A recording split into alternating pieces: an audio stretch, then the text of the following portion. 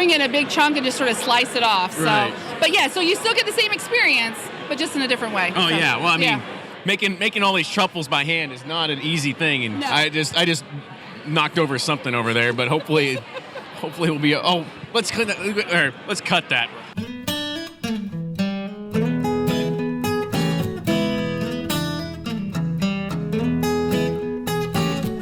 This podcast is a first.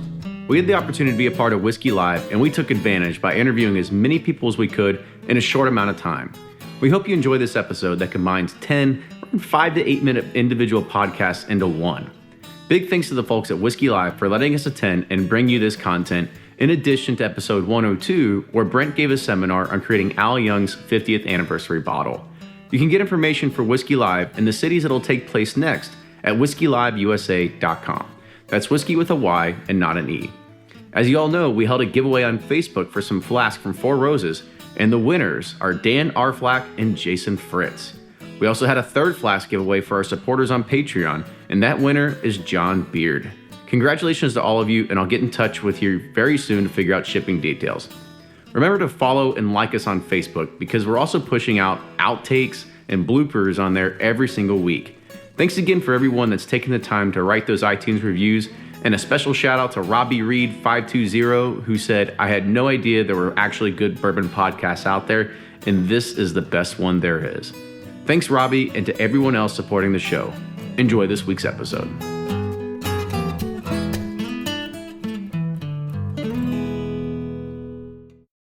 From their bar to yours, Chad and Sarah of the popular YouTube channel It's Bourbon Night bring you their favorite at-home old-fashioned mix with the new Elemental Elixir's Golden Hour Syrup. It's a custom-made syrup with notes of bold black tea, warm spices, and orange zest. All you need is your favorite whiskey and ice. No bitters needed. One bottle makes 16 drinks, so that's only $1 a cocktail before you add your own whiskey. They can also be enjoyed in other cocktails or spirits, mocktails, coffee, tea, and anything you can think of.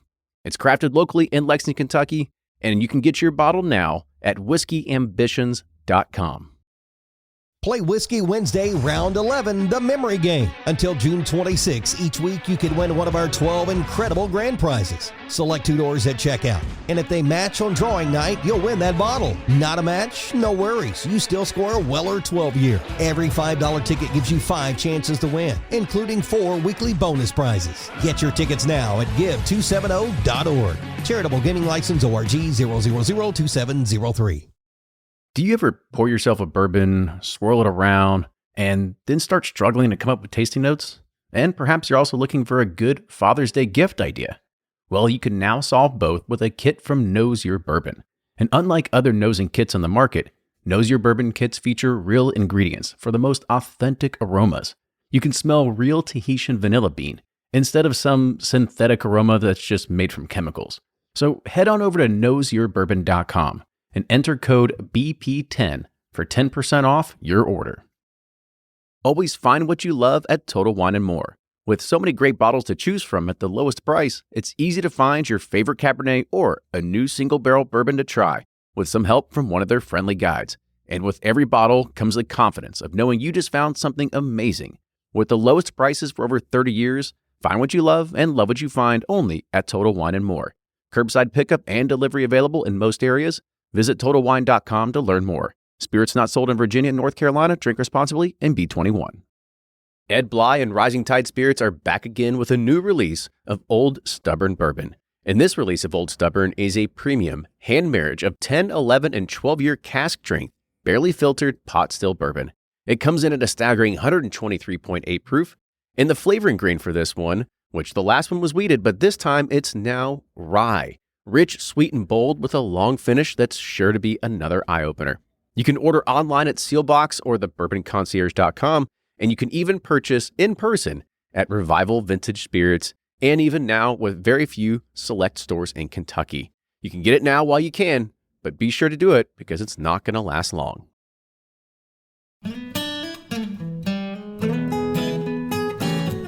So we're here at WhiskeyLive what year is it? 2017 right now. And so we're here with Fred No, the man behind everything with Jim Beam. You know, he's been a past guest on the show before. So what's been going on lately? It's just hanging in there, having a little fun with Bourbon Affair this week.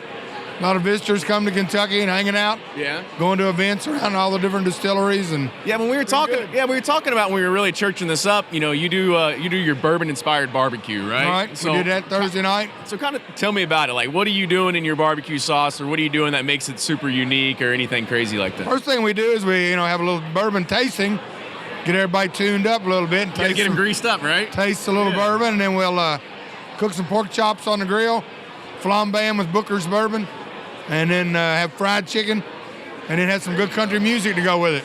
So you a grilling guy or like a smoking guy? Like what We do you do both. Yeah? We do both. We were grilled the other night. Yeah.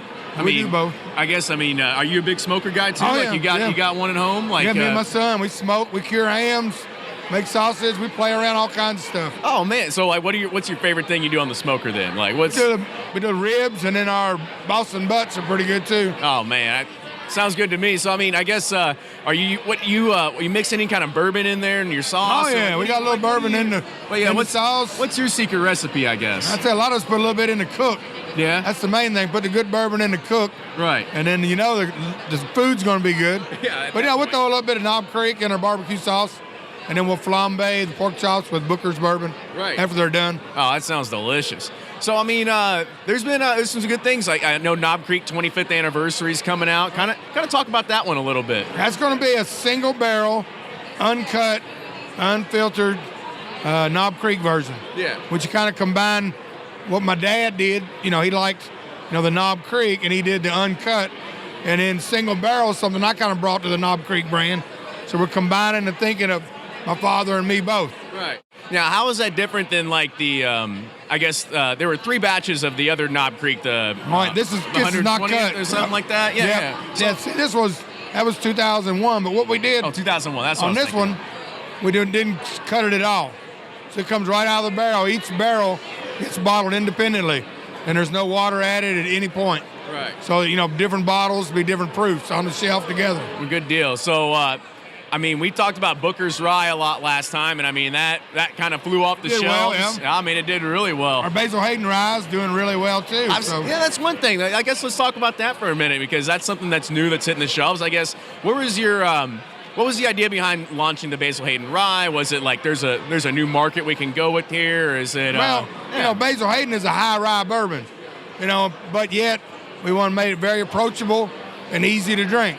So we did the same thing with the Basil Hayden Rye. We brought a nice rye whiskey, and then we made it very approachable and easy to drink, so it doesn't overpower the palate in the Basil Hayden family. Right, and that's, because it's at a pretty low proof. I think, like 80 like Basil Hayden, right? Right, exactly. So, you guys seem like you're wanting to expand your rye footprint. Is there something that is in the I guess in the making here? Is it? No, we've been making rye for many, many years, and it's just now the popularity's starting to peak a little bit, so we're just releasing more of what we got. So why couldn't you take like some of the Basil Hayden and make that like a Booker's like uncut, whatever kind of rye as a full product line? Is that something you might be thinking Basil about? Hayden is 80 proof, very approachable. So if you start going uncut, you're kind of going away from what Basil Hayden's all about. And the loyal Basil Hayden fan, they're used to very approachable, easy to drink. So that's why we kind of got the guardrails on Basil Hayden to keep it in that segment, so it doesn't disappoint the existing fans of Basil Hayden. Oh, but you got a lot of fans that are big Booker's fans too. Oh yeah, they got drink Booker's in, Yeah, right. You want Booker's, you go Booker's. You want Basil Hayden, you go Basil Hayden. That's why we kind of keep the families, keep them the same. That's what makes them what they are. Right. So I guess what's been your highlight of this week that's been going on? You've with Jim Beam, you've had a lot of stuff going on this week. So anything that stands out, a cut above the rest? Well, we had a ride on the dinner train, Bourbon Express. We had a little lunch on the Kentucky Bourbon dinner train there in Bardstown. Yeah. Went down to the plant, show people around.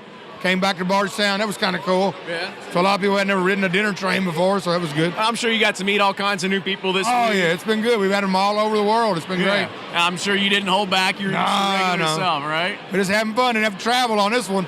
That's stayed home. The best one, right? Heck yeah, it's right here in Kentucky, right at our home. Well, that works out pretty well for you then. So far, it's been great. It's going to finish it up good tonight. Oh, yeah. I want to let you get back to what you're doing. I want to say thanks again for coming on here and talking to us. Thanks. So, appreciate it. Have a good one.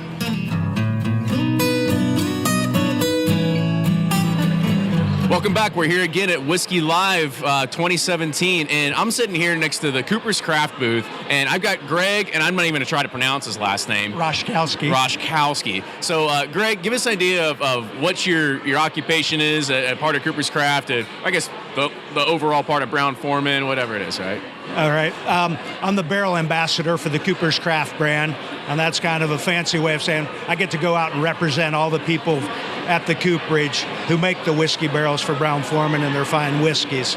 So Brown Forman's the only distillery company in the world that owns its own new barrel cooperage, and the Cooper's Craft brand pays homage to that as well. So I guess what makes Cooper's Craft either unique, right? Because we did a podcast a little while ago with Michael Nelson of Brown Forman, right? You know, and we kind of hinted at the fact that I think there's going to be a new bourbon coming out that's going to be all about basically recognizing everybody that goes into right, as you could say, the craft of being a Cooper, right?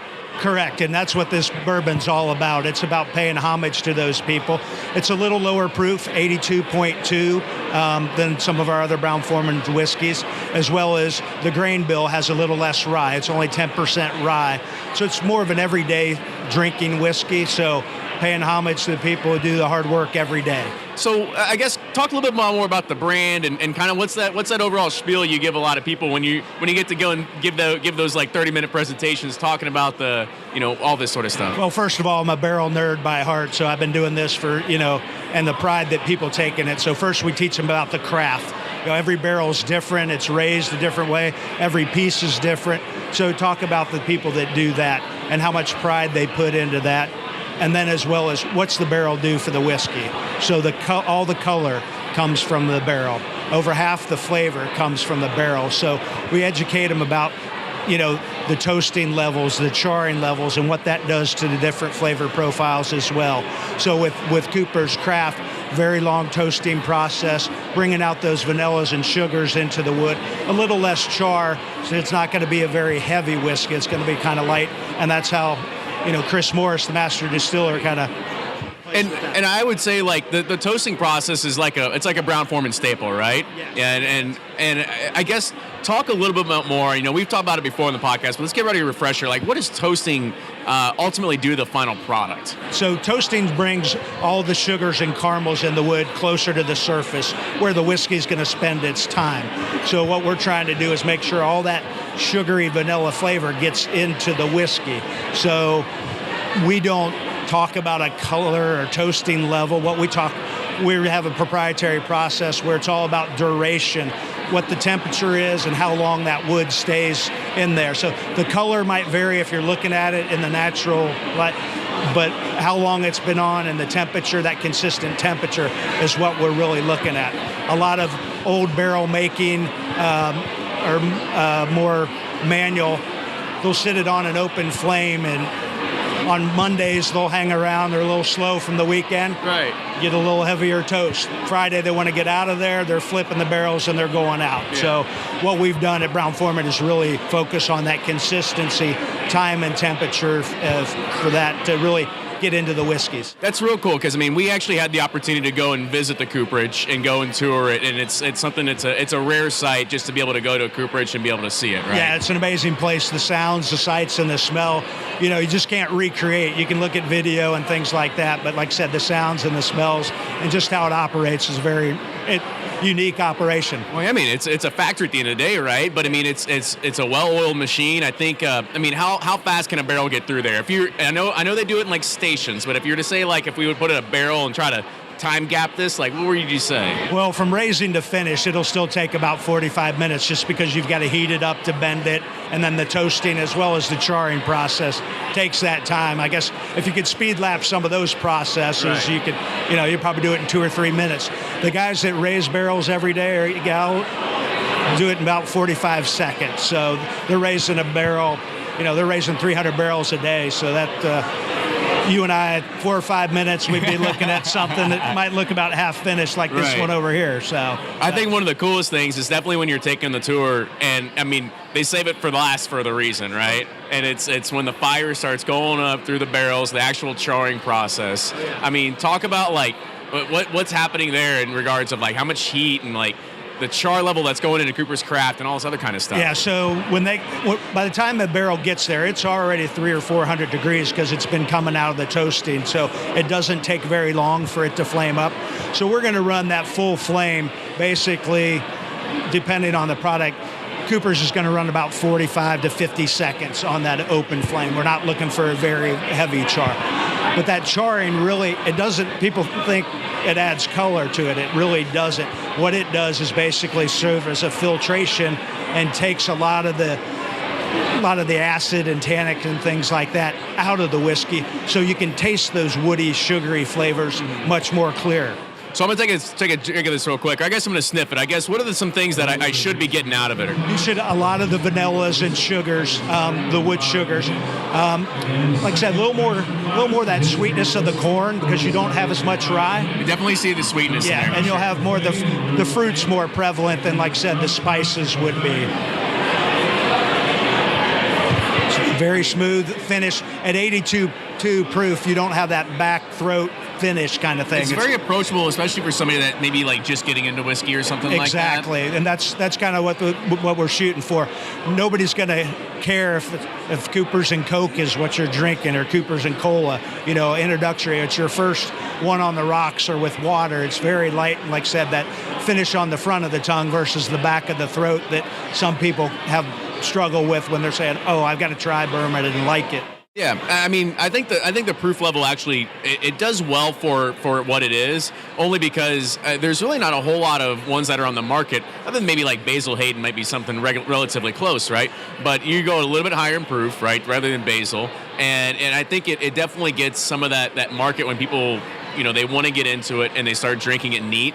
This is an easy one that's very approachable for a lot of people. Yeah, and that's the thing. We've only introduced it in 8 states, all in the South. And so a lot of times in the summer, the heat, people switch away from whiskeys and into lighter drinks. And it's like, this is something they can switch to. It's a little lighter on the front porch in the morning. I'd say, you know what? It's funny you say that because when I think about it, I see a lot of people and they're at the beach and they pour themselves like a Glencairn, a Stag, and I'm just like, it's like 130 proof. Like that's a tough thing to do on the beach. Exactly. But this could possibly be like the beach bourbon, right? Yeah, yeah. Like I said, it's perfect to sip. Like I said, cool, refreshing, light.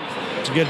Well, it's fantastic. I mean, I think for what it is, I think it's great. So you said that you're only in 8 states right now. Is there like future distribution that you're looking to do? And rolling out.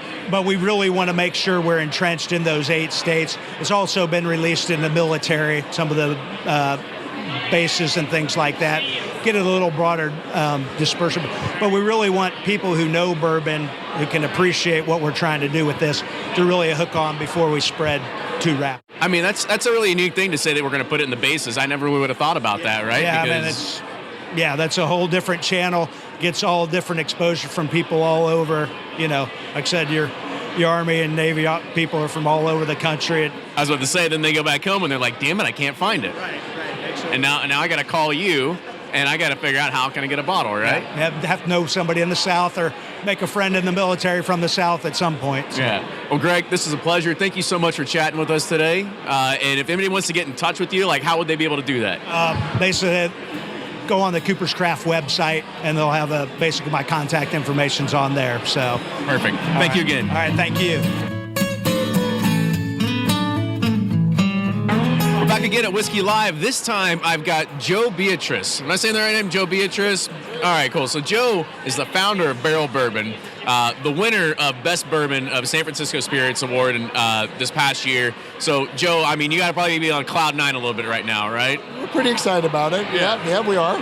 It's been really a lot of fun, and we were surprised. I mean, we were really delighted that it happened, and we're glad that people recognize it and love it. So, I mean, what'd you guys submit that you think was like either a cut above the rest or anything like that, or even like completely different than, like, say, as we were sitting here, batch 7B or batch any of these other ones? Or because there's always people that say, like, I love batch 6 or I love batch 9, whatever it is. Like, so what do you think was something special about batch 11 that just did it, or was it just hell, it's all luck at the end of the day, right? Well, we tend to blend for specific properties, and every batch is different, and we try to highlight something different within each of them. What's unique about 11, I think, is that it's extremely balanced from beginning to end. There's nothing that jumps out at you as jarring or too predominant. It's just perfectly balanced. There's a really nice beginning. The rye is present in the middle, but it's not overpowering, and the finish is long, and the notes are lingering. It's just a beautiful whiskey. I've had the opportunity to try it. I was very pleased. I think it was fantastic. And now you're coming out with batch 12 just right around the corner. I mean, I know I can't say like pick your favorite child, but I mean, how do you think this is stacking up against 11? You know, it's kind of hard to, I mean, come around and, you know, try to release something that's going to compete with something that basically just won, you know, double gold, best bourbon, all this other kind of stuff. It is a tough act to follow, but we're professionals. Yeah. So we put that aside and just try to do the best thing we can on the next one. And batch 12 it's an interesting one. It's a 9-year-old. But there are a few older barrels in here as well. It's 108.5 proof, so it's actually the lowest cask strength product that we've ever released. And so they were obviously low rick barrels. Right. And this one, what I like about it is the rye notes, in contrast to batch 11, are a little bit more predominant. So you really get it a little bit more. And the finish is very different. It's longer. And there are a couple of chocolate notes at the very end that I think are quite nice. And, you know, so all through it, it really, there's different things that are there. I really like this. I think we think that it came out terrific, and hopefully people will think the same thing, and it is tough to follow that one. I think so too. I think, you know, if I remember I've got a bad memory already the way it is. Maybe it's because I drink too much, but you know, I remember 11, you know, having a little bit more of a spicier, like a little bit longer finish, but this one definitely has, as you said, a little bit of that chocolate on the back. I can definitely get some of those chocolatey, kind of caramelly kind of flavors that are kind of floating towards the back there.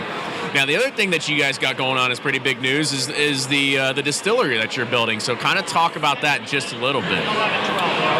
Well, that's been an overall very interesting experience. We're in the final stages of getting the DSP approved, and then we'll start the construction full bore.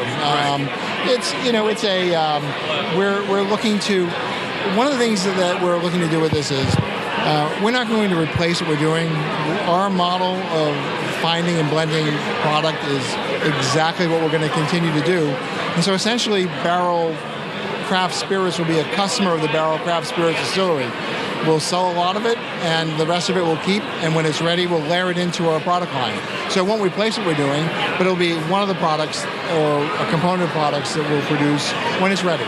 Yeah, I was about to say, because you got a long time until when that first barrel is going to be ready, right? So you got some time to fill right there. But I think, you know, and not only that is, we interviewed Trey Zoller one time, and he said, you know, we opened up this distillery, but we're actually paying more to distill our own stuff than we are to actually just go ahead and source it. So what was the thought? Is it just like, well, we need to own our own destiny or whatever it is to actually start building a distillery? I'm not sure I'd agree with that. I think that actually, after the cost of distillation and the aging, I think we'll be ahead of the game in terms of buying sourced whiskey as far as the cost goes.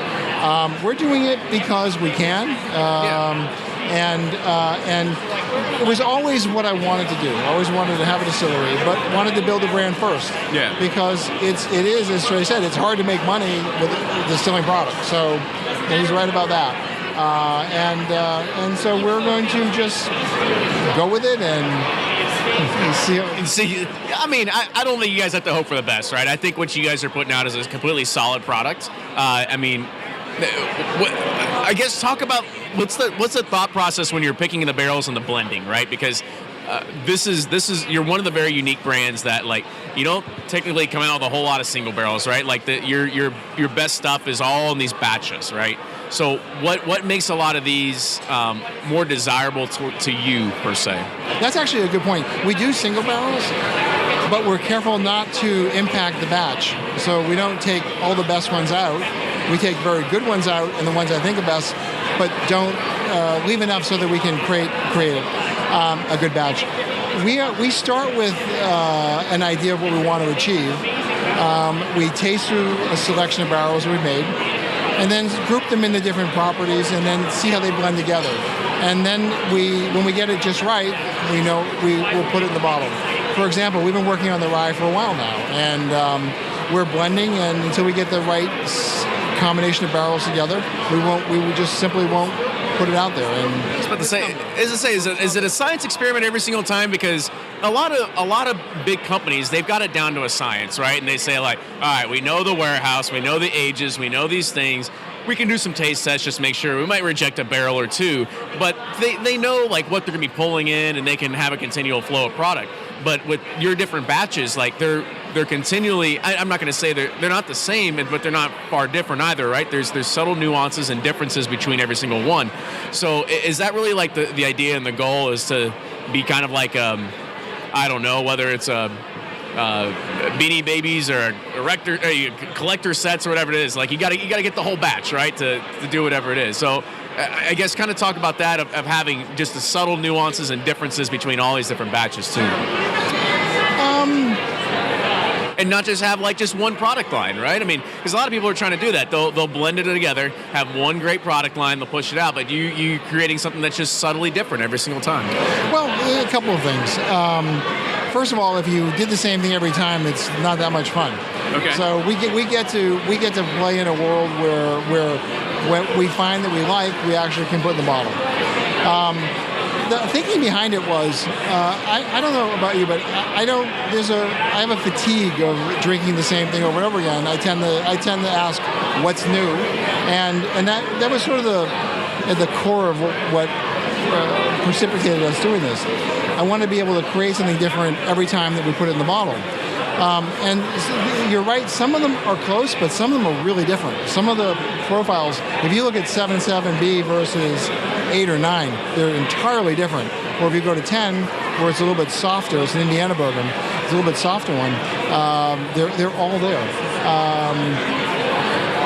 So it is our intent to create something different. The fact that people like to collect them is just a plus. Right. But the goal always was just to put something that we really loved in the bottle and let people have that experience themselves. Right. So the promise is you may have favorites one over another, but you're not going to be disappointed in the quality. Right. It just doesn't make it in the bottle. Awesome. Joe, I'm going to say thank you again for coming on. I swear, one of these times where you're back here in Louisville, we're going to get you on. We're going to do a full-blown hour-long podcast with you, okay? Yep, absolutely. Yeah, so I want to say thank you again. If anybody does want to get in touch with you, they got a question, how do they do that? They got Twitter, or they got email, like how are you going to do that? Any way at all. Instagram, Twitter, Facebook, or just go to Contact the Barrel Bourbon. I see every one of them. So you can give out your address so they can knock on your door, right? No, I'm just kidding. It is on my card. And I do answer the emails. Awesome. So Joe, thank you again. Appreciate it. Yep, thank you. We're back again at Whiskey Live, but right now we're at a little bit of a different spot. You know, we talked about it on a podcast before, and we're venturing out a little bit, right? It's we're very much a Kentucky-focused kind of podcast. We live here in Louisville, in Kentucky, and we definitely have I don't know what you want to say, fascination or maybe a stigma or whatever it is, right? So, but we're with Balcones right now. So, Winston, tell us a little bit about Balcones and Texas whiskey and, kind of what you all are doing. So, we're out of Waco, Texas. Not the most likely place to start a distillery, but hey, that's where our distillers lived, and they didn't feel it was necessary to go anywhere else to start something really cool, authentic, and genuine. Yeah. So they kind of met in a homebrew club, and they found themselves drinking a lot of single malt whiskey. And maybe it was part naivety and part cockiness, but they said, hey, we know the first step of making malt whiskey really well, because malt whiskey is basically beer that died and went to heaven.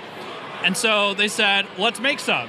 So they bought this tiny little building underneath a bridge in downtown Waco. They spent the greater part of a year building it out into a craft whiskey distillery by hand. They had to fabricate their own heat exchangers and condensers, tear out a couple walls, do all the piping and plumbing themselves. So it was a very much DIY project for them.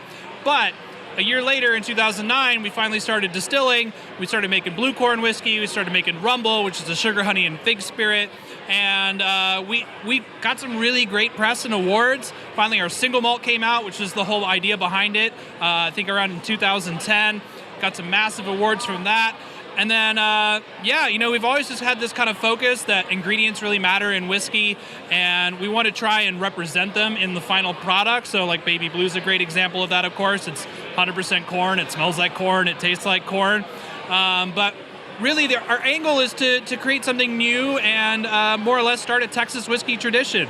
Distilling in Texas is kind of a new thing. It's a very burgeoning industry right now. I was about to say, I mean, you've got you guys, I know Garrison. I mean, there's a few ones that are starting to put themselves on the map in regards to what they're doing. Yeah, definitely. But, funny enough, it even though Texas and whiskey sound like they go hand in hand, like us and Garrison, we were like the first 2 whiskey distilleries in Texas almost ever. There's some like moonshining things you can read about that happened during Prohibition and maybe previous to Everybody's that. got a story, but there's right? not really been like an established or legitimate industry for whiskey or even distilling in general in Texas. So we want to make something that is very authentic, very genuine, but also reflects where it's from. So we're not just trying to do bourbon and rye like all the other craft distillers are out there. We're trying to draw upon the flavors of Texas and then apply those to whiskey. So give me a flavor of Texas. I'm thinking hot sauce like Texas Pete, but kind of give me an idea. Well, like, what's a flavor of Texas? Brimstone is a really excellent example. When we set out to make single malt, one of our first ideas was to actually make a peated single malt. But after a little bit of thinking, we're like, okay, peated whiskey does not really fit into the flavors of Texas. There isn't really any peat in Texas, So we scrapped the idea of doing a peated malt, but we thought, okay, smoke is definitely still a part of the Texas flavor. So instead, what we did is we made an oak smoked whiskey. I'm actually getting. I mean, I'm getting some of that oaky, smoky kind of That's really flavors more from the barrel char and anything else. But when it comes to Brimstone, we take the new make from our blue corn whiskey. So it's the same thing all the way up until after distillation. And then we apply a secret smoking process to the whiskey using Texas scrub oak, which is very commonly used as like a barbecue wood in Texas. I was about to say, I was like, you've got a lot of great barbecue in Texas. I'm sure. I'm just surprised you wouldn't have what are they? I mean, they're big like oil drums almost, right? That they basically like tear apart and turn into barbecues, right? All different kinds of ways. Yeah, we get a little ingenious sometimes. So I mean, Brimstone is like a barbecue in a bottle, But if you wanted to like maybe look at it from a slightly more Epicurean standpoint, Baby Blue is 100% blue corn, and it's a corn whiskey, not a bourbon, so it's not trying to be an oak bomb like a lot of bourbons do. It's really trying to represent the quality of the grain more than anything else. And if you think about it, corn is very ingrained, pun intended, in Texas cuisine. You've got tortillas, masa, chips, all these different things that involve corn. And blue corn is definitely something that has a very kind of like, southwest vibe to it. You guys would say almost like an Indian culture with blue corn. Yeah, sometimes. well, we actually started buying the corn originally from a Hopi Indian reservation. Oh, see, here we go. Unfortunately, they're not in the agriculture business, so we could not source the quantity that we needed from them. But they were actually kind enough to supply us with some seed stocks and then hook us up with some farmers in the area that could grow the same corn for us. So it's the same corn, it's just not literally grown by the Native Americans anymore. Right. So it's a very full-flavored corn, very rich, got a kind of nutty character to it, and then we roast the corn on top of that to kind of accentuate those flavors even more. And then we make whiskey out of it. And what you get is something that smells and tastes a lot like what it was made from, instead of just the barrel it was aged in. Right. I think it's pretty good. I mean, it's a great story. Texas whiskey is definitely putting itself on the map lately. Yeah. Between you all, Fred Minnick gave you guys a pretty big thumbs up not too long ago, and Fred's not an easy one to impress, right?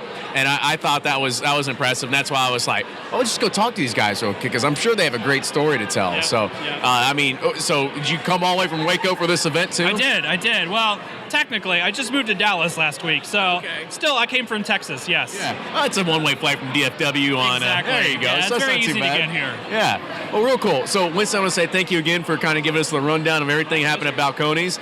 If anybody wants to get in touch with you, how would they be able to do that, or how they can get hands on their bottles? Like, how far is your distribution? Just talk about that real quick. We're in about 12, maybe 14 states right now, primarily focused on the East Coast with California, Illinois, and now Kentucky as well, too.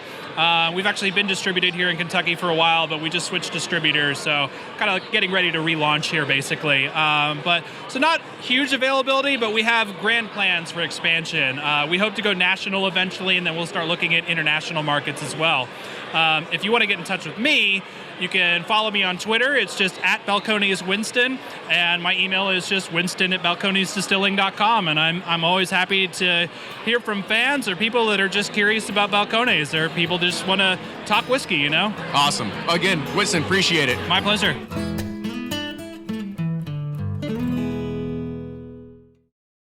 If you're anything like me, then you can't get enough about bourbon. And that's why I'm a subscriber to Bourbon Plus magazine.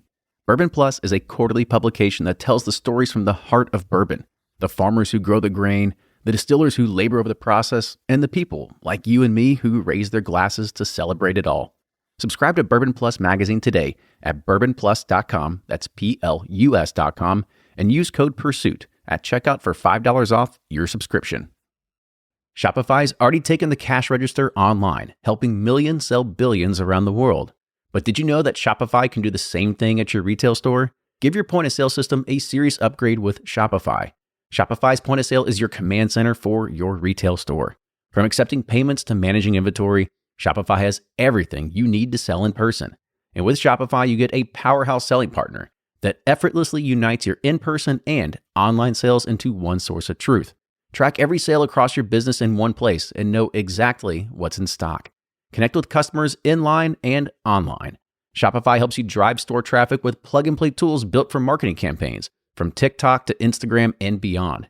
And get hardware that fits your business. Take payments by smartphone. Transform your tablet into a point-of-sale system, or use Shopify's point-of-sale Go mobile device for a battle-tested solution.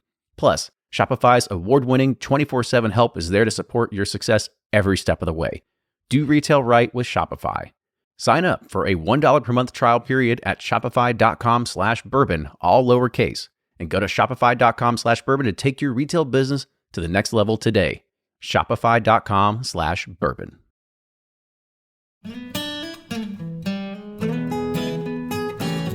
So this time we're here at 1792 with another good friend of the show. You know, we've got Josh Hollifield. He was here talking to us a lot about the 1792, all the releases, the process. We even got to do a tour behind the scenes. So Josh, what's been happening since the last time we talked? A lot's going on. Busy. We see our single barrel program. We talked a little bit about it last time. It was really taking off. And then, of course, with Kentucky's birthday last week, June 1st, 225th anniversary. Of course, we had that limited edition come out, a 10-year-old 225th anniversary edition 1792. Yeah, you really just wanted to jump into that, right? So I want to talk about that one a little bit, right? So it was Kentucky's 225th anniversary. I mean, as far as I know, you're the only ones that put out something that had something sort of commemorative for it. It almost like snuck underneath the radar of a lot of people too, right? It did. We didn't put a lot of press behind it coming out of the gate because we wanted to hold it special. Of course, 1792 is named after the year Kentucky became a state. So we put that out. It sold out pretty quick in the market, although the gift shop's going to have a little bit every month through the end of the year. So there's also something special about the proof, isn't there? It is. So it came out a little bit odd proof. Of course, anybody that's familiar with the 1792 brand knows that our proofs are pretty random. So it was unique proof. It came out at 92.15 proof. The 92, of course, significant of 1792. And then the 15 as Kentucky was the 15th state in the nation. See, you guys something was happening behind the scenes there, and you guys like, well, we'll think of something unique here, right? Absolutely. So, I mean, you guys also have a new master distiller that's been announced since the last time we were there, right? John Hargrove, he took over the reins after Ken Pierce retired last May. He's been doing a great job.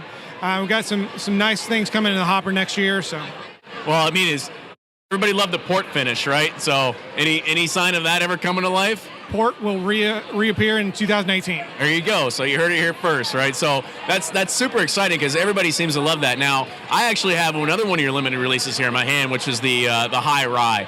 Kind of talk about the difference between this high rye and really what you're trying to do in the experimentation with some of these like finished barrels. Okay. Maybe finished or different recipes or whatever they are. High rye, most of the other products that we produce, whether it's the port finish, the single barrel, small batch, or full proof, they all start at the same recipe. The high rye is a little bit different recipe. It's got 30% more rye in it than our original recipe. So honestly, when it came out, I thought it was going to be a crazy, spicy, big rye. But when you taste that, what do you taste? I taste it. I mean, you do have a little bit of spice on the back end, right? But it's subtle, right? It's definitely subtle in regards to the spiciness because when you think of high rye, you're thinking of something that's just like, yeah, you might feel like it's a pepper packet, and you just went off in your mouth or something like that. I don't really get that, right? I think it's very well balanced for what it is. Exactly, it's very well balanced. And the one thing I noticed that I was surprised about how sweet it is on the front end. Right. Because it's definitely sweeter than the regular 1792. Our flagship, the small batch, but it does carry, as soon as that sweet starts to fade, you do start to get that rye, but it's a nice, very balanced bourbon. And that should come out again this fall, so keep an eye out for it and pick it up. Yeah, I mean, because it's one of those things that, well, this is a regular mash bill kind of thing, right? Doesn't have to be aged in a certain barrel or anything like that, right? So it makes it a little bit easier for the distribution or, I guess, the creation of it, right? Well, and then also give you a heads up to you and your listeners, there's not much of it left. So there you go, right? So whatever's been aging right now is kind of what's left of it at this point, right? I mean, is there ideas to say like, all right, well, I guess is the experimentation train still rolling at 1792? Oh, yeah. So you should see some new expressions coming out next year in addition to the port finish, but I can't really divulge what please don't divulge, but yeah, we're playing around with different stuff. We've got a couple different finishes that we've been playing around, also playing around with age. Of course, you're always messing around with the location. So there's lots of dips, and that's the beautiful thing about bourbon. There's so much that you can do to kind of transform those flavors that you're looking for. Right. And I guess what's been the highlight of you since we've talked last in regards of either releases or like traffic that's been happening at the distillery or anything like that? Because I think traffic's picked up quite a bit. Absolutely. Too. We're usually up 20 to 30% year over year.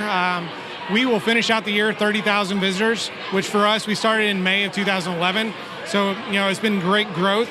And then just seeing the 1792 brand and all the new stuff we've been coming out with, there are a lot of folks that have not been to Barton or are not aware of Barton, are not aware of of what this distillery does. And we have, a lot of things going on. Our brands are growing.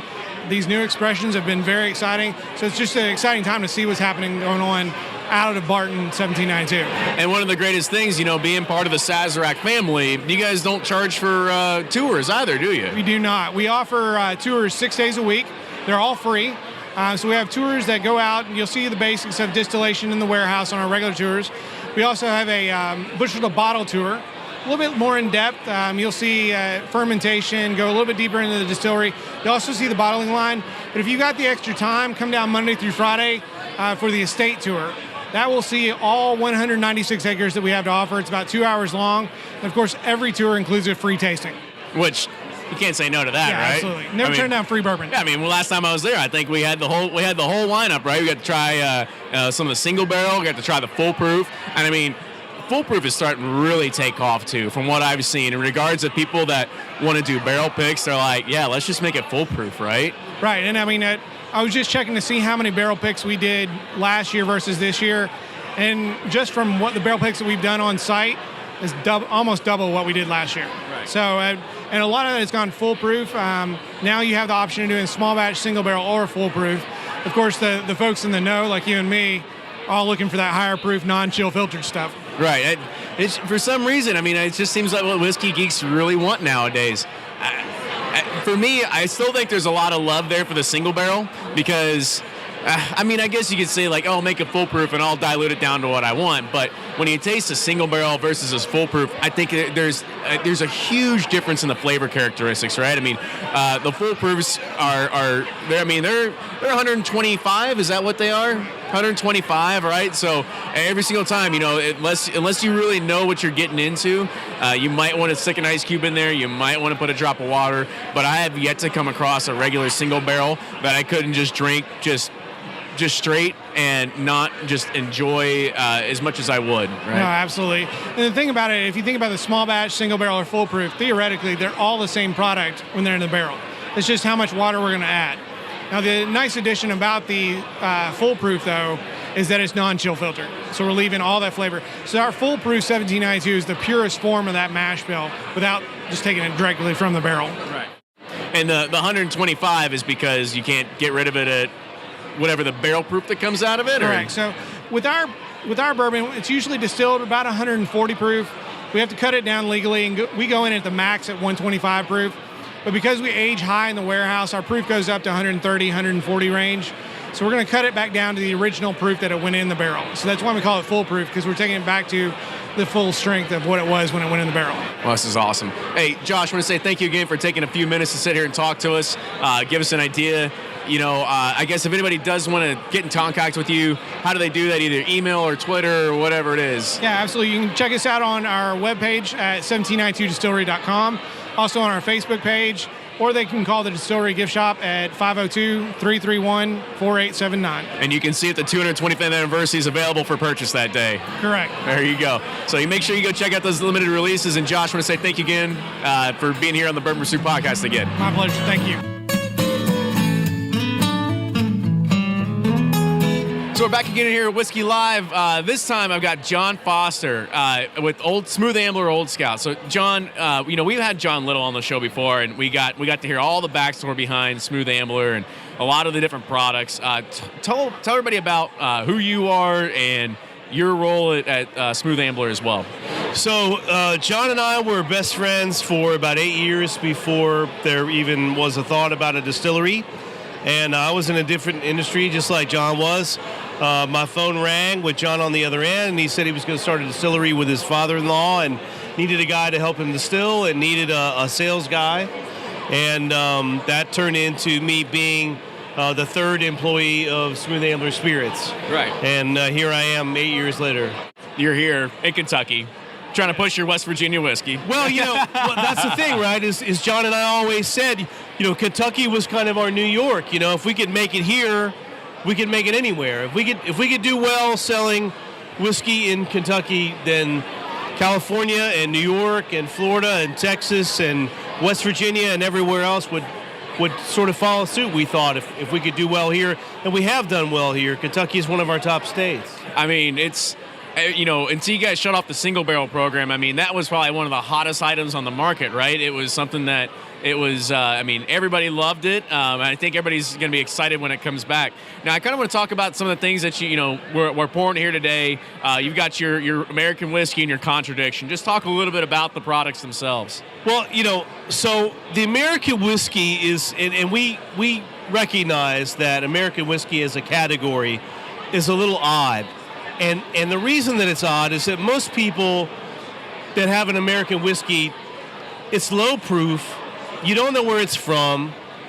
Sometimes you don't know who's bringing it to you because there are not many established distilleries that have American whiskey. Usually it's like, Jimmy's American Whiskey, and it says, produced and bottled in, wherever. What makes it American? Anaheim, California. I should say, what makes it American rather than just whiskey, right? Well, and the thing is, like, if you have a bourbon that's not officially bourbon, then you have two choices. You can call it American whiskey, or you can call it by its very sexy TTB designation, which is bourbon distilled or whiskey distilled from a bourbon mash. Oh, okay.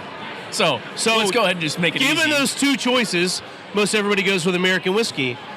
Our American whiskey, first of all, I think we've built a solid reputation on not lying to people about what we do and bringing you source whiskey. You might like it, you might not, but at least you weren't lied to about it. And our American whiskey is one part Old Scout bourbon, essentially, and one part this bourbon distilled in Tennessee that's aged in a rejuvenated barrel. So they clear out the inside of the barrel, they retoast it, and they fill it back up with a, bourbon mash whiskey. Now, that isn't the most clarity as if we had a bourbon, but it's certainly among the field of American whiskeys, about as clear as you get. Right. Because, it's the leper with the most fingers, basically. Like, we're telling you as much about it as possible, and it's brought to you by some guys that we hope that you can trust, and it's 99 proof and it's non-chill filtered. So we're trying to retain that purity as much as we possibly can, given what it is. And I think so. I mean, especially in this market today, transparency is so key. Just because you have a lot more informed consumers than you did even 3 years ago, right? As people want to start reading the labels and actually understanding whether they're DSPKY numbers or whether they are sourced and where does it come from, and understanding even mash bills that go into these things, right? They want to be more informed of what they are actually drinking. We agree, and we try and provide that as much as we can. And listen, Old Scout American whiskey is a 5.5-year whiskey mixed with a 12-year-old whiskey. So let's be generous and say it should drink like a 6-year. I mean, it's if we're going to average it out. Yeah, I mean, it's not that we're not proud of it, but it's a workhorse whiskey. It's a Tuesday whiskey. It's not supposed to drink like our Old Scout 12-year-old single barrel. I mean, it's a different animal. It's great in old fashioned. It's great on the rocks. It's great. I mean, listen, man, we're hanging out on my back porch. I'm drinking whiskey and gingers, and it's perfect for that. And I feel the same way about other whiskeys. I feel the same way about J.W. Dan. I feel the same way about Old Granddad Bonded. I mean, you need the finesse whiskey, and you need, for me, because I like to drink, you need like the pig roast whiskey. You need the whiskey you can just drink as much as you want, mixed however you want without having to worry about it. And that was one of the beautiful things about the American whiskey for us, is we could return to that $35 price point. It's not that we're not proud of it, but it's not Old Scout single barrel. It fills the slot that it fills, and that's what it should do. We're not pretending that, here's this thing we've hobbled together, and it should taste like a 20-year-old whiskey. It shouldn't. It should taste like a really kick-ass 99 proof, non-chill filtered 6-year-old whiskey. And we hope you love the shit out of it. I love your Tuesday whiskey kind of mantra about it, because I mean there needs to be more Tuesday whiskeys out there as everybody tries to sit there and just keep pushing the envelope of I drink on Tuesday, I drink on Wednesday and Thursday. Because everybody wants to keep pushing the envelope of experimentation and higher aged, and then we're gonna slap a $150, $250 price tag on it. There definitely is. That hype train is starting to roll pretty heavily. Well, I equate it to. And I'm not knocking enthusiasts, and I'm not knocking people who have rare whiskey. I have a little in my house, both smooth Ambler and otherwise, and so I get it. But I sort of equate it to high-end restaurants that have tasting menus, and you go in and they have 12-course or 8-course tasting menus, and you get a little piece of sea bass, half the size of a playing card, and it's got a shaving of hazelnut on top of it. And that's gonna be $82, sir. Yeah. Well, I didn't get this fat eating that. At a certain point, I want to sink my teeth into something, and I feel the same way about whiskey. We've all been over to somebody's house who has a really rare whiskey, whether it's very Old Scout or whether it's Saz 18 or whether it's birthday bourbon or whatever, and they get a little eyedropper out practically, and they give you it's nice to be able to pour a glass of whiskey and enjoy it and not have to worry about when your next full glass, you know what I mean? Lean into it a little bit. And that's fun for us, because that's the recreational drinkers and the celebratory drinkers that we are. I go over to John Little's house, and he's got rare stuff and I've got rare stuff, but if the grill's going and the music's going and people are coming in and out, it's man, try this and not have to worry about, I got to sip it as slowly as possible, because I might not know where my next one's coming from. This one, again, Tuesday whiskey, man. There you go. So talk a little bit about the contradiction as well. What's the idea behind that? Because I know it's a mixture of, I think, a bourbon and a rye. Is that what it's going for? No, it's a wheated bourbon and a rye bourbon. Okay, all right. And so that's where the contradiction comes in. Exactly. Well, it's multifaceted. So the idea was... I'm pretty sure Little told me, but I've got a short memory anyway. So. Well, whatever. he's kind of an asshole. So whatever he told you, as soon as he hears you can't necessarily go by that. So I love John, by the way. We really wanted to showcase what we thought was our ability to blend, our ability to pick really good whiskeys that complemented one another. And also at the time, there really weren't a lot of small producers who were blending stuff they make with stuff they don't make.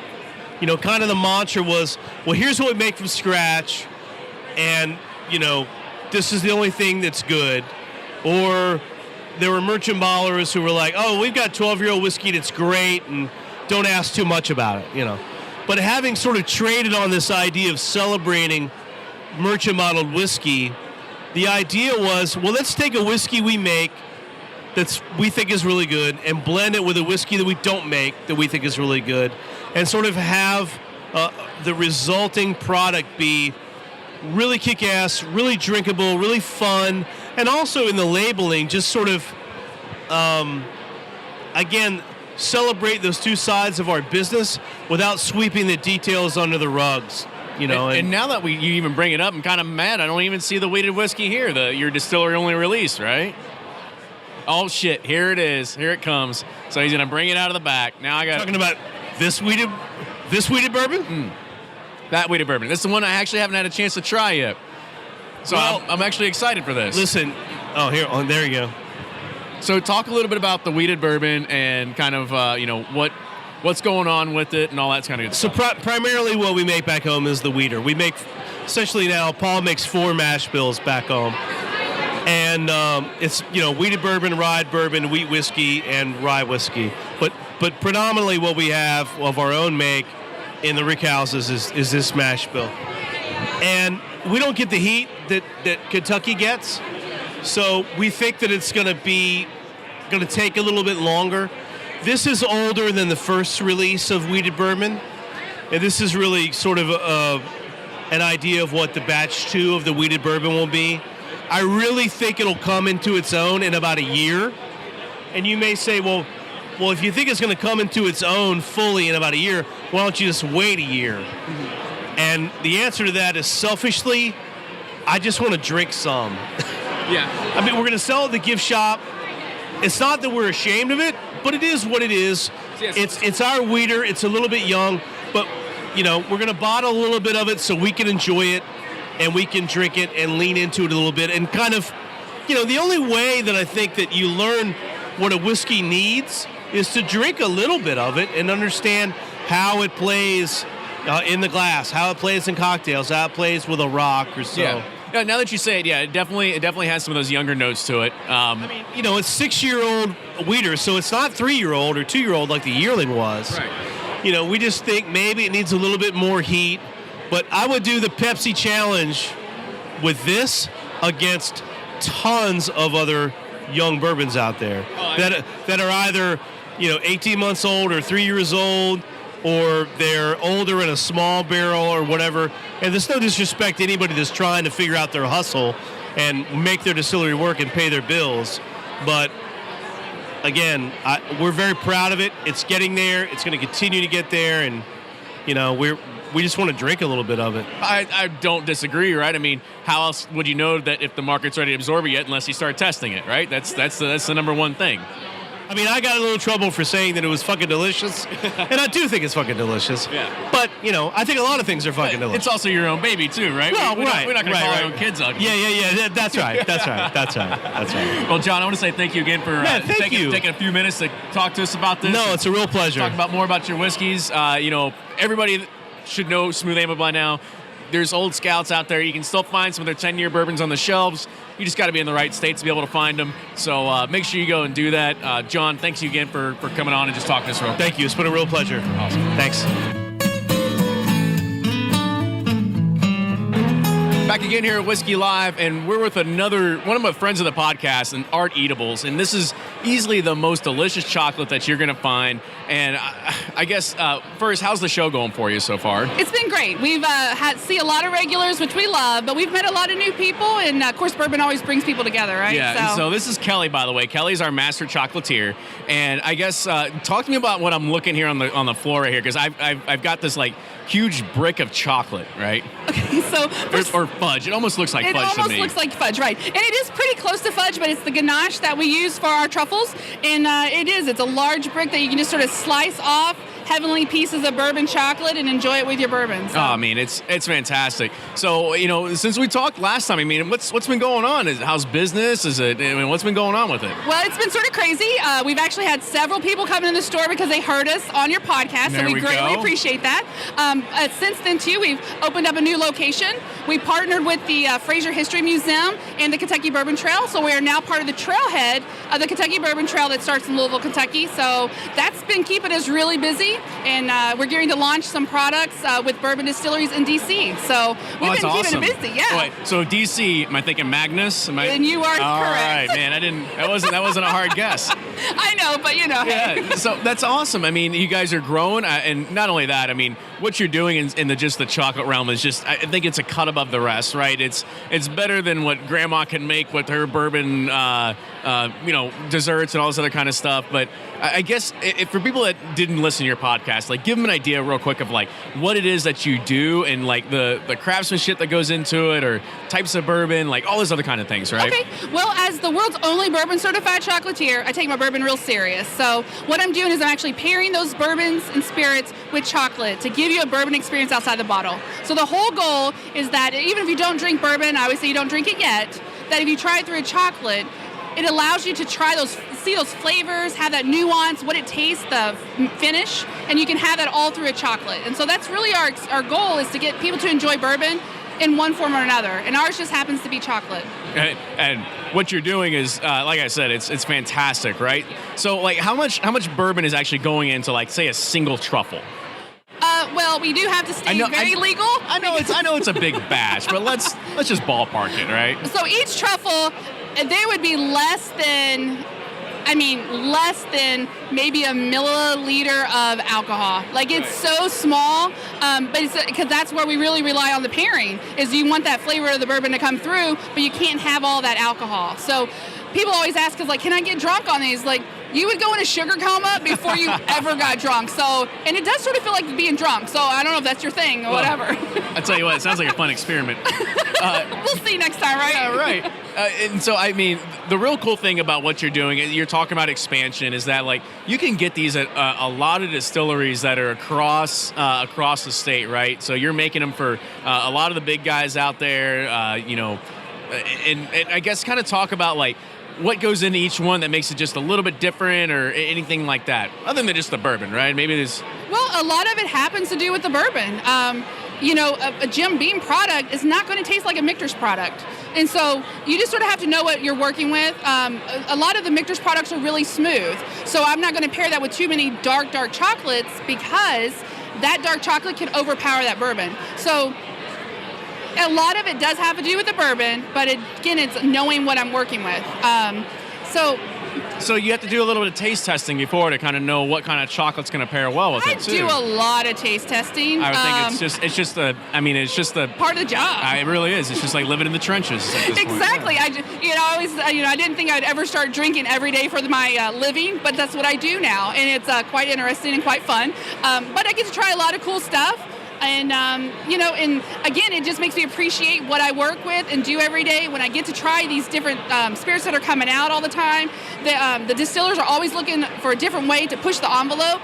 And so when they do that, it allows me to do even more as well. So, and that's what I love, because they're pushing me and trying to give our consumers a totally different experience. So last time we talked, it was around Christmas time, and you were doing was it the 28 days of Christmas, or what was 12 days of bourbon. 12 days of bourbon. Yeah. So how well did that go? And give everybody that didn't listen kind of like an idea of what it is. Okay, so our 12 days of bourbon, we only do it once a year.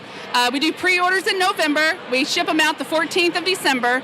And I take basically private bottles from my own collection, hard to find rare bourbons, ones that don't exist anymore, that kind of thing, and to turn them into truffles. And so we limit it to 300 boxes, and that is it. And we sell out usually within 2 weeks of our pre-sales. So it's pretty cool. And then once people start listening to this, hopefully it's like in 4 days, right? I hope so. But it's a great way for people to say, like, everyone's, crazy about Pappy, and not everyone's going to get it. But we were fortunate enough this year to get a 23. So we were allowed to share that with 300 people who would not have got to drink it. So it's that kind of thing. So it's my way of sort of sharing my loot with everybody else. That's real cool. That's real generous of you, because, it's way more generous than I'd be. I'd be honest with you. I'd pour in some of the just Weller whatever and be like, oh yeah, that was 23, all right. Like, yeah, you're not going to tell a difference, right? But no, that's real cool that you're able to do that, and I think it's a premium product that you're putting out there, and I think that everybody that has ever had one of your truffles always says it's just one of the best things that you can especially get on the bourbon trail. Other than drinking the bourbon itself, if you want to start pairing it with something that's a lot sweeter, you need something to kind of like cut up the day too a little bit, and I think it's one of those good things. And honestly, my wife loves it so much. Every single time I stop at a distiller, she's like, "You think you can just pick up one like just the 4-packs or something like that? Just 4 of them. It'll get me through the weekend." There you go. I've started an addiction for her, and I apologize. Right. That's awesome. So Kelly, I want to say thank you again for coming on real quick and talking to us. This is always a pleasure. Real quick, everybody got an idea of where they can find out more about you, where they can order online, all that kind of good stuff. Okay, so our store locations are 631 South 4th Street, Louisville, Kentucky. We're also located at 819 West Main Street, Louisville, Kentucky. And they can find us at arteatables.com. Well, fantastic. Thank you again for coming on. Thank you. Cheers.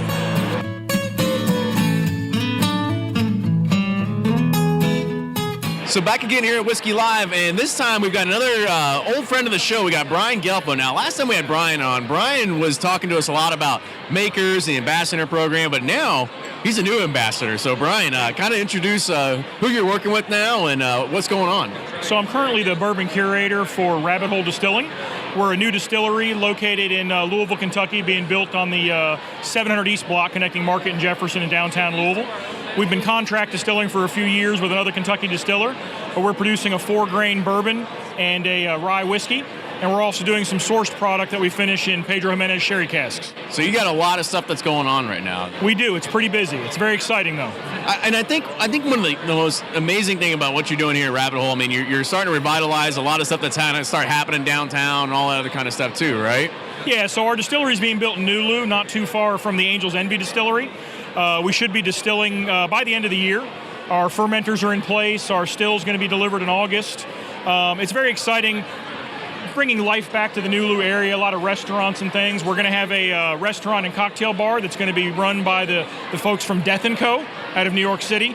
They're pretty much credited with reviving the American cocktail. They literally wrote the book on the subject, so very exciting times. So I guess talk a little bit more about like the whiskeys and the bourbons that you're doing right now, right? So right we have in our hand, we've got a rye, right? So this is our rye whiskey.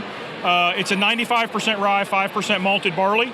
Most times when people hear that, they go, oh, it must be MGPI. It's not. This is made in Kentucky, distilled in Kentucky, aged in Kentucky. I think a big difference is the Kelvin Cooper's barrels we're using. Okay. It's going to be unlike any rye you've tasted.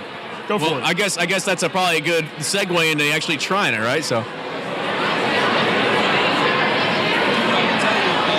it is unique. Definitely you got that spearmint bomb going on, right? You got a little bit of a cinnamon on the finish, almost like a red hot candy. Yeah, I can definitely see that. But it's not that harsh rye bite that you get with more like a Bullet Rye or some of the other 95.5s on the market. Yeah, I don't feel it like in the back of my cheeks or anything, right? I think this is going to be more of an everyday drinker as opposed to a cocktail rye, which a lot of ryes are cocktail ryes because they're a little too harsh all on their own. So what are you guys doing right now in regards of like how long you aging the products and what are you actually pushing out to market today? So that's the unique thing. We're trying to be as transparent as we possibly can. We do have a Kentucky straight bourbon and a Kentucky straight rye, which means if it's under 4 years old, we've got to put our age statement on it. Yep. The rye you drank right here is about 2 years, 9 months old. Our bourbon's about 2.5 years old. Yeah, for a rye, I think the rye is fantastic, by the way, and even at 2 years, right? I think it's easy drinking. It doesn't have that bite. It's definitely got a lot of like powerful flavor behind it too, right? We're definitely aging up, though. We understand that. It's young. There's going to be more flavors and stuff that are going to come out the longer it ages. We think the rye is going to hit its peak at the 4 to 5 year range. Our bourbon probably in the 5 to 6 year range. And we're looking forward to taking the age statement off our bottle, unlike a lot of other distilleries. A lot of distilleries are getting critiqued right now because they're taking age statements off because they're going younger. Well, when we hit 4 years, that means we're going older. We're going to throw a party when we take our age statement off because we're finally going to be older. But we do think, like I said, 4 to 5 years on the rye, 5 to 6 years on the bourbon. I mean, I think it's great for what you're doing right now and what's been going on. I guess what can you close us out with here, right? Oh, and Fred Minnick is just now joining us in right Fred's here. bombing our interview. Are you guys doing an interview? No. But I hold microphones all the time, Fred. But Fred is... I actually didn't notice that. I thought it was... Don't tell me what you thought it was, Fred. There's a PG-rated audience here, Fred. But the great thing that Fred gives you a lot of accolades, right, about the good things that Rabbit Hole is actually doing. So I'll be honest with you. Fred is one of the most honest and toughest critics on the market, and he's had very good things to say about our rye whiskey, positive things to say about our bourbon, so I'm happy with it. If he can please Fred, that's a good day, right? It's not easy to please Fred, I'm telling you. I'm gonna leave now. No, the rye whiskey, I scored it an 84 for Whiskey Advocate, which, it's a pretty good score, I think. I think 84 is pretty good. Great. I'd like to see. I can't wait for the rye with more age, and I thought the sherry barrel was took over a little bit for that release, but I think in time it'll get there. So, but you'll always get my honest opinion, Brian. But and that's it. And I always, when I can't make one of my events at the Kentucky Derby Museum, I asked Brian to do it because I'd love to. I really appreciate the way he gives presentations. He's a great presenter. And he holds nothing back either, right? I mean, he's honest, right? You can tell. Well, you're talking about transparency. Like, that's the biggest thing around here, right? That's what we're trying to do. And again, that's another reason why I like Fred so much, because he's very honest in his reviews. I don't need somebody to tell me they think something's great if it's not great. Because if it's bad and somebody doesn't tell me, then I'm not going to do anything to change it. So that's what I need to know. I need that brutal honesty. Right. So here's the question. Are you going to leave Humana yet to go to Rabbit Hole full time? Those discussions are still ongoing. All right. Well, so Fred, thanks for joining in. Brian, Sorry thanks. about that. I didn't mean to. No, That's right, Fred. You're welcome anytime. But Brian, I want to say thank you again for just taking a few minutes to just share a little bit more about Rabbit Hole. I mean, I think that everybody that's in this area in Kentucky and Louisville knows about Rabbit Hole, and I think you guys you're gonna make your footprint on the national page relatively soon. So Rabbit Hole, the name, like. Just lay it on straight. Like, where's the name come from? It's actually a pretty simple story. So I don't know if you've heard the background of our founder, Kaveh Zamanian. No, I haven't. Long story short, he was a psychoanalyst for over 24 years, but he married a girl from Louisville, Kentucky. She happened to convert him to bourbon from being a Scotch drinker, and he fell in love with it. When he fell in love with it, he got the idea he wanted to start his own bourbon company. So he was traveling around, going to all these different distilleries, looking at different locations. One day in the car, his wife looks at him and says, "I can't believe you brought me down this rabbit hole with you." Bam, the name was created. There you go. Real cool. I think so. Kenny, thank you very much. Hopefully, as we get closer to opening our distillery, we can have you in, show you around. We're going to do a private barrel program at some point, so get you involved in that. But I appreciate all the support. You're doing great work over there at Bourbon Pursuit. We can't wait. Thank you again. Appreciate it. You're back again at Whiskey Live, this time with Beth Burrows, another friend of the show. So welcome back. Thank you. How's Whiskey Live and Bourbon Affair been for you so far this week? Absolutely fantastic. Yeah. I actually kicked it off with the Bourbon Q at Fred's house, so we got to have a whole lot of fun, flambeing some pork chops with a whole bottle of Booker's. All right, yeah. We actually just talked to Fred, and he threw the word flambe, and I'm just kind of like, all right, what does flambe actually mean? So all of the pork chops lay on top of his grill, and then they literally will take a pour spout, throw it into Booker's, and they just go over top of the whole thing, and it lights the fire underneath, so it caramelizes on top of all of those pork chops. Okay, caramelized. I was like, yeah. I'm not a big griller per se. I like to barbecue a little bit. And there may be like a proper term, but for me, that's what I think happens. And like, I can smoke a few things, but like when I think of that and just like fire coming up, I'm thinking like it's just gonna get charred and burnt. But I didn't think it was gonna get caramelized nice there. Light, just flame, and then it goes. It's I have a boomerang over my phone if you'd like to see it. It's pretty fantastic. Well, cool. So I guess what else has been going on this week? Because you were the cocktail person that was like, you were doing a lot of that stuff at the Jim Beam experience when we were downtown. So kind of talk about any big cocktails or any things you've been doing this week as well. Well, this week we haven't done a whole lot on the cocktail scene. It's been a lot more focused on the bourbon in and of itself. So we did the train that actually went through the depots and ended up at the distillery. That was our big push for Bourbon Affair this year. Right. So we got to ride on a train with Fred and Freddie, and you got to taste through, do the famous Kentucky Chew and all that fun stuff, and just really introducing people to what it's like to be in bourbon country. Oh, that's awesome. Yeah. So I poured myself a little. I mean, since we are at WhiskeyLive, the great thing is that you have no shortage of anything you can possibly taste here. Agreed. So I poured one of our favorites that we talked about last time you were on, which is the Baker's. Thank you. So talk. I guess give everybody else a kind of a recap of what it is that I'm drinking right here. So Baker's Bourbon, 107 proof, 7-year-old liquid. Should get some little bit of nuttiness on there. The viscosity is absolutely beautiful, coats your whole mouth, but not so much that it's too buttery. So you can get that next sip over. If you add a couple drops of water, those fruit notes come through. A little bit more of those almondy notes come through as well. So it sips very, very smoothly. I want to say almost like a cognac, not quite as sweet as a cognac, but just easy as. Yeah. And then Scotch drinkers, to get them over to bourbon, we need something in between. You think that's the in-between? That's a good guy. I really do. In our portfolio, I think that's one of them, for sure. So, I mean, I guess because even here, there are a few Scotch companies that can, they are kind of treading in, I don't want to say like shark-infested waters, right, within bourbon country, right? We've got some in our portfolio as well that I find absolutely fantastic. True. That's true. Auchentosha and Lefroy, the like of that. So cool. I mean, I enjoy it. I think it's really good. I don't know if I really see like the Scotch into it though, but it definitely is a nuttiness, I guess you could say. It's not necessarily a Scotch. It doesn't have Scotch characteristics, but I've found that Scotch drinkers and cigar smokers, people that are looking for something to cut through but not be too sweet, Baker's is where it's at. Well, that's awesome. I mean, I enjoy it. I think it's fantastic because it's easy sipping. I think with either like just a half an ice cube or like just a few drops of water, I think it'll change its flavor profile a lot. It does, and it just opens it up just a little bit more. Like I said, the fruit comes through a whole lot more, and it's my favorite. So you're stationed over here next to the Knob Creek side of the house tonight. All right, so we got. It's actually like one big booth that we're sitting here looking at. We've got like a whole little thing going on here, a little triangle of awesomeness with Jim Beam. Oh yeah. I guess there it is. It's just right across the street over there.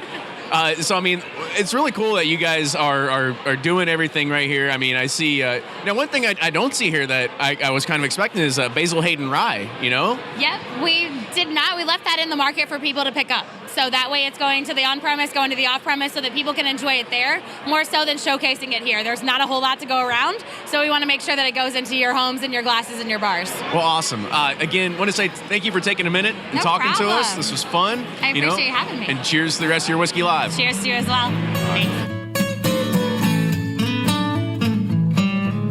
So we're kind of finishing this off, and we got one of the past guests that it really, I think, might have put us on the map, right? And it put you on the map a little bit, too, because it was one of the most highly downloaded episodes of all time. So we got Bill Thomas at Jack Rose here. So, Bill, what's been going on since last time? First of all, I'm so grateful for that podcast because more people have called me about whiskey since giving my number out at that podcast than any other. It's become one of my, literally the second deal I did in town this week was from the podcast. See? That's how you get that Bourbon Pursuit bump, right? That's how it works. Yeah, it is. It's crazy. You have a ton of followers, and they are big whiskey heads. That's for damn sure. And I think they can appreciate for what you do, right? For anybody that doesn't understand what Jack Rose, and maybe they're idiots and didn't listen to the episode. Go ahead and tell them what Jack Rose and your store or your other bar bourbon and really what it is and how you're able to cater to a mass amount of people. Well, I mean, obviously, we were just big whiskey heads, and we opened up our first whiskey bar bourbon, 15 years ago or so, I think now 16, just because we loved whiskey. And now Jack Rose is kind of the end-all be-all to that. We have about 2,700 different bottles, celebrating American. We're American whiskey fans, but we also have international single malts and Irish and everything. But it's just been, the last 5 years has been off the charts in terms of bourbon and the growth. So that's really been the focus, and that's why we're here in Kentucky about every 3 weeks now on buying trips. And just to give you an idea, I mean, from that deal that we got from Bourbon Pursuit, the gentleman who sold us one of those bottles, which we paid a good price for, we poured off for here today. There you go. So I mean, we bought it and we immediately, we kid you not, when we told him, hey, he was like, listen, we don't pay we paid a good price, but we don't pay you top as though we're going to stare it on your shelf. It's Right. like we actually pour this shit. And he actually came to the seminar. We poured off his whiskey that we bought from him yesterday. That's fantastic, So, right? I mean, yeah. I think that's what that gives most people like the good vibes about being able to sell to you, right? Because don't get me wrong, like there's collectors and a lot of other stuff out there, but a lot of people they put this stuff on the shelves and then they're too scared to open it, right? Yeah, and that's what happens. Yeah, and in some of the seminars we did today, I kept telling horror stories about every time I buy a collection, there's 4 or 5 great old bottles, and not just Prohibition bottles. I'm talking about bottles from the 70s that have gone bad. So people need to drink whiskey. And I always say, just find out who you want to drink it with. I'm not saying you have to be like, oh, tonight I'm going to open up this $1,000 bottle of whiskey or $500 bottle of whiskey. But I'm pretty sure you can find a couple dozen reasons a year to open up a really good bottle of whiskey. So I got a question for you, right? So let's say you're out on a buying trip and somebody says like, all right, I got this like 70s old granddad, but it's a little cloudy. Like what immediately comes to your mind right there? You should have opened it a long time ago. Yeah. Yeah, I mean, I had to turn down a bottle since I've been here that was a little cloudy. It's just like, it's just one of those things where it reminds you that drink your whiskey before it goes bad. I mean, it's, I can line up, I've got stuff at home. I did an article once, I said, hey, all these bottles that are closed and sealed, it's like $4,000 or $5,000 and it's all dead. Old Taylors, old granddads. All the stuff that's just, it's just kind of at this point. I mean, is it still drinkable? Is it still good? I mean, no, just at this point, it's just past its prime. No, I mean, it's not even like, no, it's not, man. It's just not. Drink your whiskey. That's it. That's all it is. Well, that's a good thing to know. So I guess what's the big reason for you to actually be here at WhiskeyLive, right? Because I mean, you've got a booming business. Jack Rose is on the map for a lot of whiskey geeks, right? I mean, I think you are trying to get more people on the map, but you're also doing something special here, where you're giving specialty pours to a lot of people, right? Yeah, and I think the biggest thing today is we did find out that a lot of people that came here today hadn't even heard of Jack Rose. So this was important to come here to Kentucky and kind of, preach the gospel of Jack Rose. And a lot of people are like, hey, we're scheduled to be in D.C. in a week, in a month, in 2 months. A lot of people have a reason to do business in Jack Rose. There's a lot of people that have, some sort of office, D.C. office that they have to go to once a year. And just coming here and getting that exposure. And also, meeting people that want to buy or sell whiskey or trade whiskey or just talk whiskey. I learned things today. From the seminars that I gave, I actually learned from the people that were in the audience. And that's what's great about Kentucky. There's always somebody that knows something you don't know. And coming down every 3 weeks, I keep growing in terms of my knowledge of bourbon. And you have to come to the birthplace of bourbon, and that's Kentucky. So that's one thing that we actually wanted to try to do is it was a mix of ideas, but it kind of because we wanted to record a lot of the things that actually happened today at the Higher Proof Expo, but kind of talk about what your session was about and how you're either guiding people in the right direction to make the right purchases or hey, sell to me because you can trust me, right? Right. I mean, you're like the best greasy car salesman out there. I am. I'm slick back. It's sad, but I do. I do try to pay a fair price. And here we are. We're giving all this advice on what to do, and we always tell people like, listen, if you don't sell it, I mean, when people ask me for appraisals and stuff, I'm like, well, first drink it. And if you don't want to drink it, this is what it's worth, and I will buy it from you.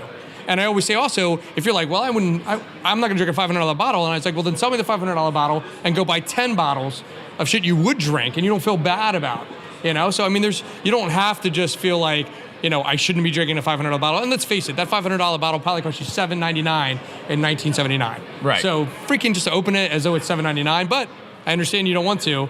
And definitely getting into a place like Jack gives a lot more people the chance to appreciate it. And I think that's what it is. I mean, you can't afford to buy a whole bottle now. Bourbon's just skyrocketed. And also, you can't afford to buy whiskeys that you really don't know if they're good or bad. So you got an opportunity to try something for $20 or $30 instead of spending $300. You can either say, okay, now it's worth going out and buying a bottle. For instance, Decades, the new Wild Turkey. Yeah. I thought it was really good. So I went to a liquor store while I was here, and I was like, I will take a 6-pack of that. So I bought it. And they were like, you want a what? Like, yeah. Sure, absolutely. Yeah, they were. And then we got to the front, and you're like, hey, we're sampling it over here at this table. And I went over and sampled it. I was like, this is really good. I was like, I will take 2 6-pack of this. So it was amazing. I thought it was one of the best Wild Turkey releases in a while. Yeah, I agree. I mean, thankfully, I was actually given a bottle as a courtesy and talking about it in the podcast and stuff like that. But I was honestly surprised by it, too. I thought for what it was one of the better Wild Turkey releases that there has been. I think what they're doing, the Russell Single Barrel program, is by far one of the premier things that, it flies underneath the radar of a lot of whiskey geeks, too, because everybody's like going crazy. They're either 107 and stuff, but Russell's Reserve, for some reason, it's a solid bourbon. You get single barrels, you get something that's very unique, but it flies underneath the radar of a lot of people. I think the problem with Wild Turkey is a lot of people take it for granted because it's been so well produced for so many years, and you've had that continuity of the Russells that it just sells and the people love it, but they haven't done all the different special releases that get all the hoopla. But for the guys who drink whiskey, they know how good Wild Turkey is, but they also know they can always count on it being there. So there hasn't been the rush. But now you're right. There's been this new discovery of all these single barrels. And now, I've been buying up single barrels when I go to different liquor stores and just interested in trying them. And the breadth and depth of the Wild Turkey has been amazing. So since the last time we talked, you guys are on buying expeditions all the time. So how big has the portfolio gone since the last time we talked? Big enough. We got a storage unit here now. See? Yeah. All right. So since the last time, yeah. So there's hint, hint, wink, wink. Yeah. So if you can read between the lines, there may be maybe a reason for the whiskey to stay in Kentucky. Let's put it that way. See, there we go. So we're not gonna talk about it too much, but if you're in the know, you might know that there might be some doors opening at some point. But I think everybody's really looking forward to that because the laws did change here, right? And I think it's prime time for a lot of bars to really start embracing that because being able to sell a vintage whiskey here in Kentucky keeps people in Kentucky part of the Bourbon Trail, and they just don't have to always go to D.C. to be able to do it too. Yeah, and I'm not trying to undercut myself, but I tell you what, if I could have one more reason to spend, instead of spending 1 week of every month in Kentucky, maybe 2 or 3 weeks of every month, I'd be pretty happy with it. There we go. So Bill, I want to say thank you again for coming on today. It's a pleasure just talking to you. My pleasure. And thank you for pouring me some of your Maker's 46 special blend right here. Yeah.